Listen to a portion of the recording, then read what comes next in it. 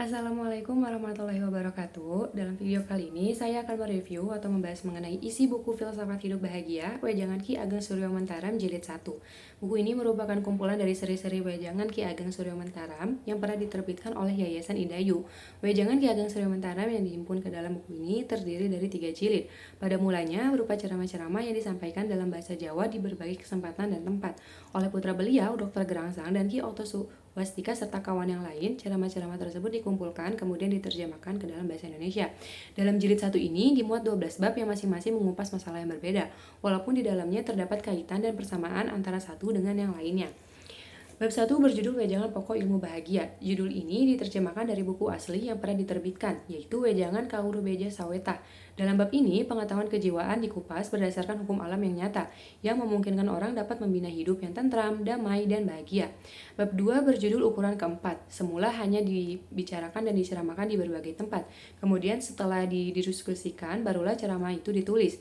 Akhirnya ceramah yang diadakan pada Jungkring Salaka Agung di Magelang tahun 1953 dimuat dalam majalah Duduk Kowe, setelah diubah serta ditambah lalu diterbitkan sebagai buku. Bab 3 berjudul Filsafat Rasa Hidup, berasal dari ceramah Ki Ageng Suryo Mentaram pada pertemuan Jungkring Salaka Agung yang diadakan pada tahun 1956 di Semarang. Dalam bab ini dikupas masalah yang berkaitan dengan malapetaka yang menimpa umat manusia sepanjang masa, yang menurut Ki Ageng disebabkan oleh ketidaktahuannya akan sifatnya sendiri. Bab 4 berjudul Rasa Bebas, berasal dari ceramah Ki Ageng Suryo Mentaram yang diselenggarakan oleh Yayasan Hidup Bahagia di Jakarta tahun 1958. Di dalam bab ini, Ki Ageng Suryo Mentaram menguraikan bahwa kebebasan, yaitu rasa tentram dan damai, hanya dapat diraih apabila orang yang dapat melihat dan mengerti sifat benda, orang, dan gagasan yang dihadapinya di mana saja dan kapan saja.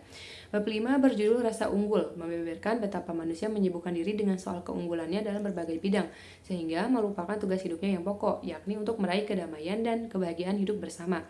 Memang sudah sejak lama manusia dididik untuk bersaing, unggul-unggulan, atau jor-joran. Dikaji dengan cara begitu, manusia memang mampu mencapai kemajuan. Tanpa persaingan, tak ada dorongan. Dengan kata lain, orang dengan keinginan mengungguli orang lain akan terdorong untuk berjuang menuntut kemajuan dirinya. Bab 6 berjudul Rasa Takut. Dia dibahasakan oleh salah seorang kawan Ki Ageng Suryo Mentaram, yaitu Ki Muntoro Atmosentono. Dalam bab ini, Ki Ageng Suryo Mentaram menguraikan tentang apa yang sebenarnya ditakuti orang, yaitu keadaan hidup yang tidak kekal. Menurut Ki Ageng, keadaan takut itu disebabkan oleh penafsiran serta penggunaan harta benda secara salah. Harta benda yang semestinya digunakan untuk memenuhi kebutuhan raga, salah dipahami, kemudian digunakan untuk memenuhi kebutuhan jiwa. Bila kita dapat meluruskan atau memperbaiki kekeliruan menafsirkan dan menggunakan harta benda itu, maka hilanglah rasa takut dan yang ditakuti itu. Bab 7 berjudul Mawas Diri, menguraikan tentang pengawikan pribadi atau pengetahuan dan pengenalan diri sendiri. Dijelaskan secara gamblang di sini bahwa pertengkaran, perselisihan, pertikaian, dan peperangan itu hanyalah karena orang tidak mengetahui akan dirinya sendiri. Dengan mengetahui dirinya sendiri, orang akan berpikir dan berkehendak benar. Sehingga dengan demikian orang akan dapat membina hidup yang aman, tentram, damai, dan bahagia. Bab 8 berjudul Tanggapan yang mengetengahkan Wejangan Ki Ageng Suryo Mentaram tentang cara mencapai hidup damai, ialah dengan meneliti rasa tanggapan kita dalam pergaulan dengan benda, orang, dan gagasan. Karena dalam cermin pergaulan itu kita dapat melihat dan mengerti sifat diri sendiri, dapat dilihat dan dipahami pula sifat orang lain yang sama dengan sifat diri sendiri. Pengertian atas manusia yang sama itulah yang akan melahirkan rasa damai. Kebalikannya, sifat manusia yang berbeda akan menimbulkan prasangka buruk, akan membangkitkan perselisihan. Nah, bab 9 berjudul Jimat Perang Menguraikan Keberanian. Berhubung pada waktu ceramah itu diberikan sedang berkecamuk Perang Dunia II pada tahun 1942, Ki Ageng menguraikan agar orang tidak perlu merasa takut mati untuk membela bangsa dan negara, tetapi lebih dari itu. Ki Ageng mengupas tentang berani mati yang tidak hanya dalam kaitannya dengan usaha membela bangsa dan negara saja.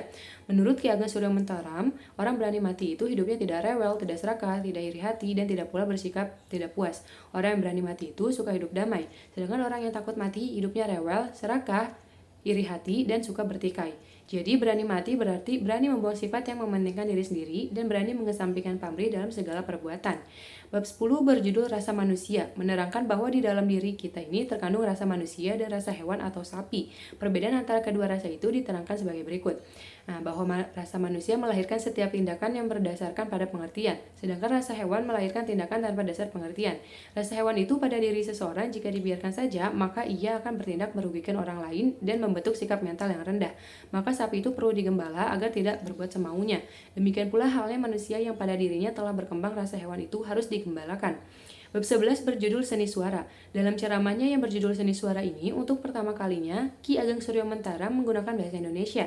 Ceramah itu disampaikan pada Kongres Kebudayaan Nasional di Magelang pada tahun 1951. Inti ceramah itu ialah menyinggung tentang bagaimana menerapkan seni sebagai sarana pendidikan mental spiritual yang mengarahkan jiwa ke tingkat budi luhur. Sebab manusia baru akan mendapat rasa aman, damai, dan berbahagia apabila ia berbudi luhur dan bersatu dengan alam semesta. Sebaliknya, jika ia semakin tergoda oleh nafsu, kecenderungannya yang tak kenal puas, maka hidupnya akan dirundung keresahan yang menyeretkannya ke jurang keruntuhan moral. Dan yang terakhir, bab 12 berjudul Ijazah Hidup. Penerjemahan ke dalam bahasa Indonesia dikerjakan sendiri oleh Ki Ageng Suryo Mentaram. Sari wejangan yang diuraikan dalam bab ini ialah mengenai hikmah pengalaman hidup yang pahit dan getir yang dapat dipergunakan sebagai tuntutan menuju hidup bahagia. Nah, sekian pembahasan buku ini dari saya. Mohon maaf apabila ada kesalahan. Terima kasih. Wassalamualaikum warahmatullahi wabarakatuh.